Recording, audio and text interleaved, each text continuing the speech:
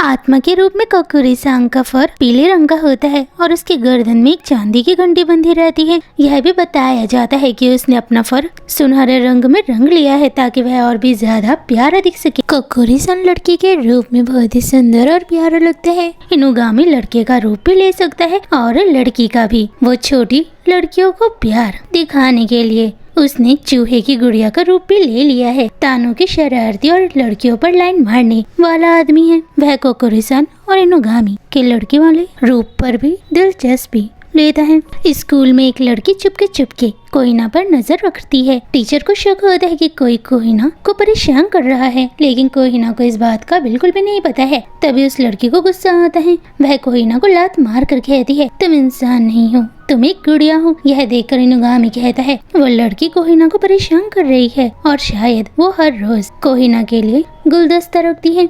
ये है जामेको जो कोहिना पर नजर रखती है। वो कोहिना से परेशान हो चुकी है। वह गुस्से में पूछती है, कोहिना क्या तुम जानबूझकर मुझे नजरअंदाज करती हो? मैं तुम्हें तब से देख रही हूँ जब मैं 1 साल पहले इस स्कूल में आई थी। मैं तुम्हारे पास वाली सीट में ही बैठा करती थी और उस समय तुम अकेली रहती थी, बिल्कुल मेरी तरह। इसलिए मैं तुमसे दोस्ती करना चाहती हूँ। मैं रोज अलग अलग फूल लाकर तुम्हें इशारा देती थी कि तुम मेरी दोस्त बन जाओ, लेकिन तुमने मेरी इन बातों पर ध्यान ही नहीं दिया। वो अपनी शर्मीले पर्सनैलिटी की वजह से किसी से भी बात नहीं कर पाती है। इसलिए मैंने सोचा कि मैं तुम्हें बुली करूंगी तो शायद तुम मुझसे बात करोगी, लेकिन कोहिना को इससे कोई फर्क नहीं पड़ता है, जिससे जामेको और भी ज्यादा परेशान हो जाती है। इतना कहकर वो क्लासरूम से चली जाती है। अगले दिन स्कूल में खबर मिलती है कि क्लास में 2 नए ट्रांसफर स्टूडेंट आने वाले हैं। यह खबर सुनकर सभी बच्चे खुश हो जाते हैं और सोचने लगते हैं कि नए छात्र कैसे होंगे। लेकिन जब वे क्लास में आते हैं तो कोहिना हैरान रह जाती है, क्योंकि वो कोकुरी-सान होता है। वो कोकुरी-सान पर काला नमक फेंकती है ताकि बुरी आत्मा को स्कूल से भगा सके।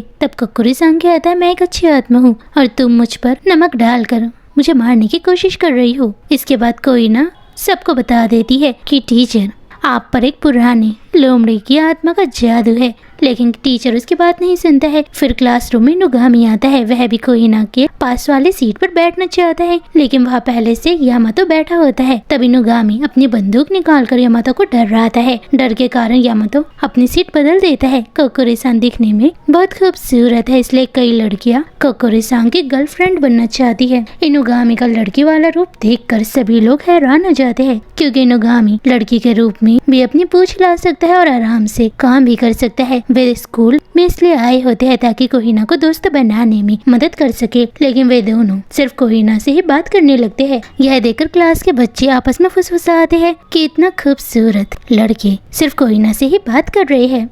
यह देखकर जामेको भी चौंक जाती है।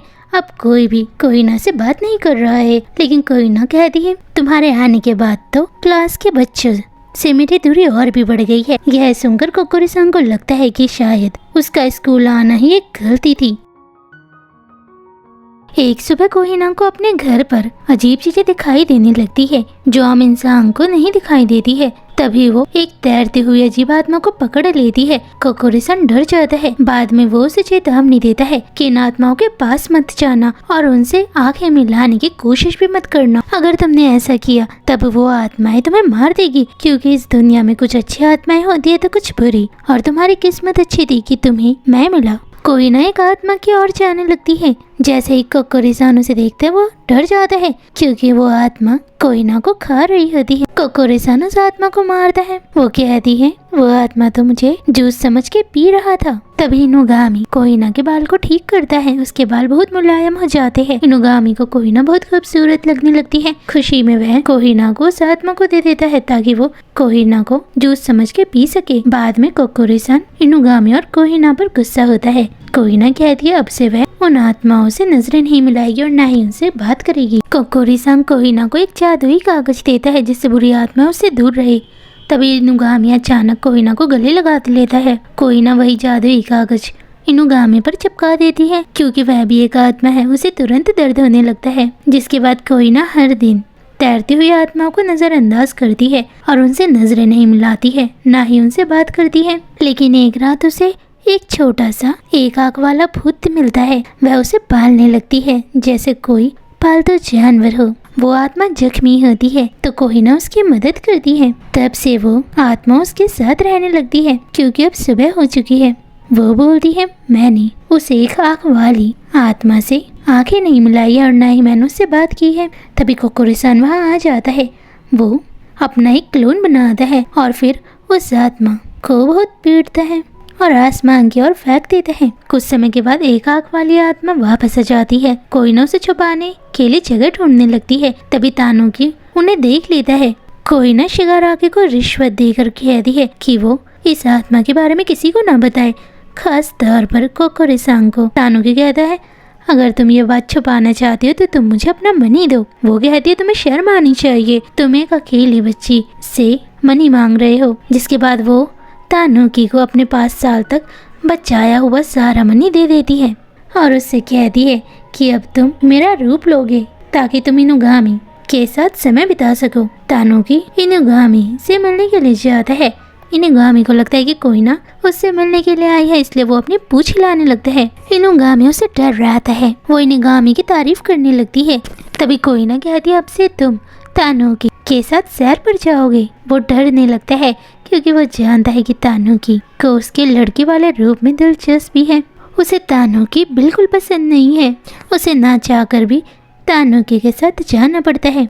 वो इनुगामी को सैर पर ले जाता है लेकिन इनुगामी उसके हाथ को काट देता है। कोई ना उसे एक आँख वाले भूत को छुपा देती है। तभी कोकोरी-सान वहाँ आ जाता है। जिसके बाद कोई ना हर दिन उस एक आँख वाले भूत के साथ खेलने लगती है, यहाँ तक कि वो अपना सारा समय उसके साथ बिताने लगती है। तानुकी उन पर नजर रखता है लेकिन कुछ समय के बाद वो आत्मा फिर से वापस आती है। इस बार वह कोहिना के हाथ पर काट लेती है। जैसे ही उसे कोहिना का खून चखने को मिलता है उसे उसका स्वाद बहुत पसंद आता है। तानुकी उसे कोहिना से दूर करता है और उसे चेतावनी देता है कि यह आत्मा अब खतरनाक हो सकती है, इसलिए वो उससे दूर रहे। और अगर इस बारे में कोकोरी-सान को पता लगा तो उसे बहुत बुरा लगेगा। कुछ समय तक सब ठीक चलता है लेकिन एक दिन खेलते खेलते कोहिना फिसल जाती है। उसके पैर पर खून निकलने लगता है। वो उस खून को चखता है। उसे उसका स्वाद बहुत पसंद आता है।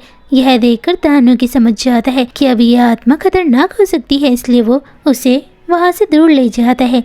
लेकिन कोहिना जिद करती है कि वो उस एक आँख वाले आत्मा के साथ खेलेगी। रात को जब कोहिना सो रही होती है तो वही आत्मा चुपके से उसके कमरे में आ जाती है। वह उसका खून पीने ही वाली होती है। तभी तानुकी वहाँ पहुँच जाता है। वो जैसे ही उस आत्मा को मारने वाला होता है वो मरने से पहले उसे श्राप देती है, जिससे तानुकी के चेहरे पर चोट लग जाती है। तानुकी समझ जाता है कि बच्चों के लिए आत्माएं देखना सुरक्षित नहीं है, इसलिए वह कोहिना की आत्मा देखने वाली शक्ति को खत्म कर देता है। अगली सुबह जब कोहिना उठती है तो वो सबको बताती है कि उसे कोई आत्मा नहीं दिखाई दे रही है। यह सुनकर कोकोरी-सान को खुशी मिलती है, लेकिन बाहर जाते समय कोहिना तानुकी से कहती है असल में वो उस एक आँख वाली आत्मा को खाने की सोच रही थी। ये सुनकर तानुकी डर जाता है और सोचता है कि कोहिना इतनी अजीब क्यों है।